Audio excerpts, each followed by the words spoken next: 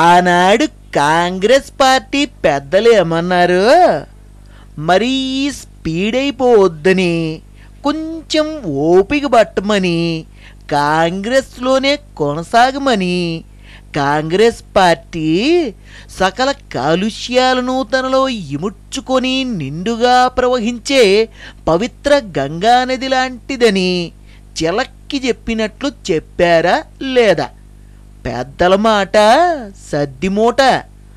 Course బీజేపీలో అంతకన్నా పెద్దవాళ్ళు ఉన్నారనుకో.